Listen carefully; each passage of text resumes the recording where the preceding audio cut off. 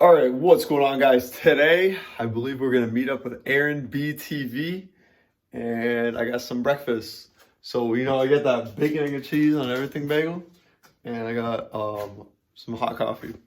And so we just did PT, just got back, and gonna shower, change out, and hopefully this is gonna be like more mechanics day, and we'll see where it goes. Installing this right now. It's already after lunch, but this is like the only cool thing I guess I'm doing today.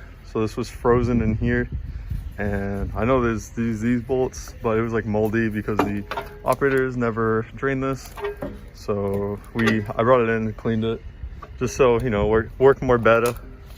And gonna put it up. There's a line on this side, an electric plug, 2 lines on this side, and then just these 2 latches, and then it should be up. Here's all the bolts from yesterday. I didn't record this yesterday because yesterday was more like a foodie video, so that's just what I'm doing right now. Also, there's these 2 bolts. It's good I brought my Milwaukee and a socket set just so I know I have all my tools. And also this is the Army issued toolbox, and these are Army issued gloves. So, a whole lot of Army stuff going on right now. Yeah, this is what's going on. So usually I think like air or whatever. So if water gets into the fuel system, it like collects down here and you're supposed to drain it. But of course, this is Fort Drum. You can see with all the snow, it gets all frozen. And if they don't drain it weekly or whatever, then that's what happens. But it is what it is. I just got these lines on hand tight, and they're just like annoying to get on because they're old and rusty. But these go in through here, holding it, the tension, and then these are actually the mounting brackets. So I'm gonna tighten this today. Tighten this one, there's one in the back. I believe this clip is broken, but I got it on somehow. I don't know why it's not focusing over there, but yeah, there's just one in the back. So I'm gonna have to tighten these up and then put it on. But this one's real rusty, which is weird because it's brass. But these are the 2, I believe this one's a fuel one, and this one is also a fuel one. Or I'm not sure, because I know fuel is coming out of this one. But, yep. Then we have to tighten this right here, put these 2 bolts in. Yeah, so I got these on. Just bent these out of the way so I can get it off. But now I gotta bend them back. But this metal's real thin, so it'll bend back. Put a bolt through it, drive it in with the drill. But yeah, this is really one. There you go. This one too. So like stuff like this, what's easier is if you put the bolt through, like bend it back, put the bolt through, and then hold it, and then put the nut on. So right now there's tension on it, but since I was holding it, I was able to get the nut on. This one's a little bit rougher because you gotta go under this, and then I'm gonna have to pick this whole thing up because this is where it was previously, and this is all like dirt and whatever, or I don't know, I guess it was painted or something. But yeah, so like this, just hold it with a wrench, use the impact on, and then this side, that one's gonna be a lot harder, I think. But I got skinny little fingers, so I might be able to do it. Also, these rusty ones are the ones that were over here. So I know I did one previously and it was annoying to get to. Just make sure you have like good bolts. Oh, I could clean these up, but we don't really have the means to do so. So right now they just stay dirty. But it's just the heat bolt. If it was a mounting bolt, I'd clean it up a lot more. But since it's just the shield, those won't break unless you're hitting a tree or something, which is almost impossible where this is at. So I think this is more like if you kick, because there's no step and there's bars right here. Yeah, so just probably gonna hold this with a wrench. Use the impact, need 2 hands for that, so I won't be recording it. And yeah, gotta do the top one now. Top one's gonna be a lot harder, I believe, because also I gotta be reaching up for it. Like this is my arm fully extended. I mean, it'll go, but just to hold it and whatnot. How do you see the battery level? It's on the bottom. Let me see. No, right here. It's almost dead, man. It's on 2. All right, so just gotta get this bolt in so it can pull this through more, and I'll do the same on top, but it's barely threading. I couldn't get my impact on this one, so I was using a 1/4-inch ratchet. But yeah, I can probably impact this, but I don't know if I have a 3/8 of this size, so let's see. All right, this thing's on. Just got to put on these 2 bolts. Got to hit it back into place because I didn't take off that one, and it'll be okay. It'll be finished. Yep. Tighten these. You just need wrenches. This, use the impact on, and everything else is tight. The wrenches.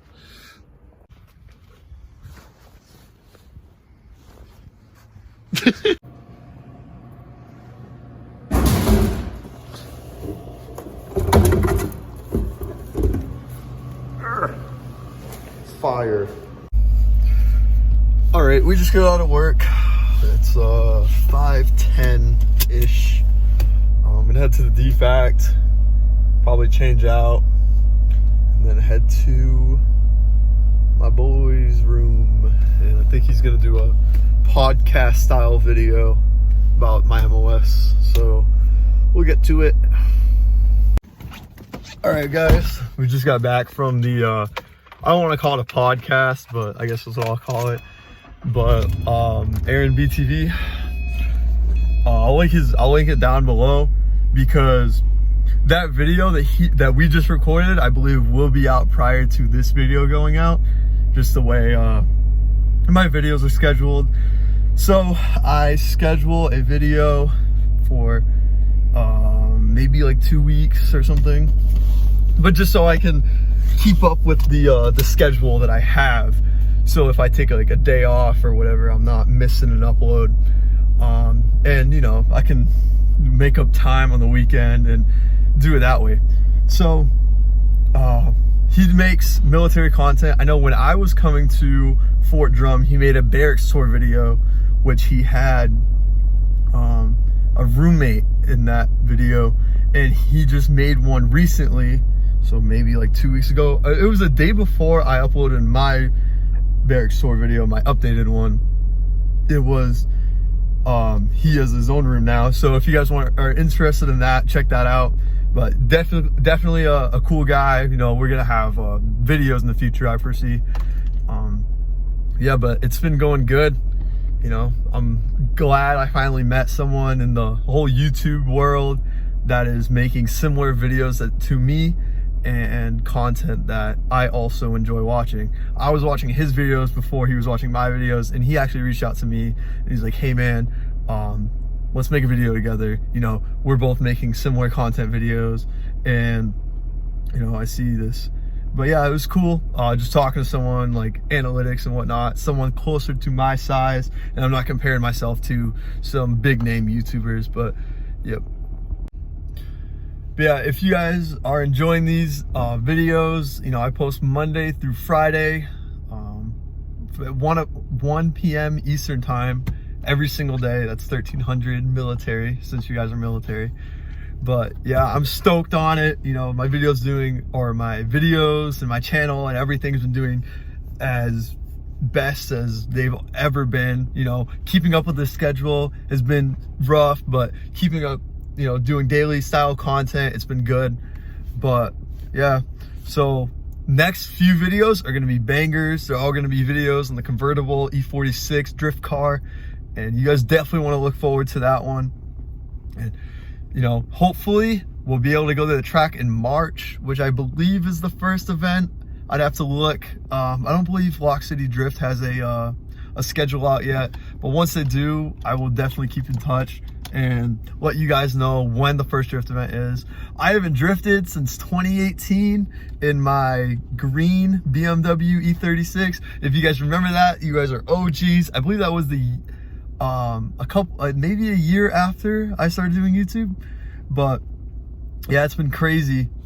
Going from that car and just the feeling of it, even without a welded diff and without coilovers, the feeling of the car is so different. I can already tell this car is way better suited for drifting and track use, just because that, you know, I actually have sway bars in this car, and I did not have sway bars in the E36, and it was rotted to junk. And just the build quality of this car, I'm definitely gonna do a comparison video just on part comparison. You know, I had built that car maybe, including buying the car, $2,000, and it drove terribly. I could not have drifted it. You know, I look back and I'm like, well, was it really just my driving, or was it the car itself?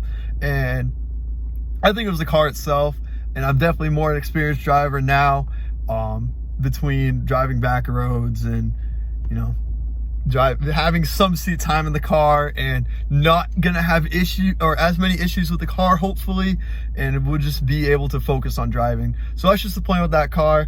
And if you guys enjoyed today's video, please give it a like. I know it was more of a talking video, but you know, you just gotta put this information out here. And leave a comment, let me know if you guys are stoked on these daily videos, and subscribe to follow my journey in YouTube. And yeah, that's Dancing Dragons out. Peace.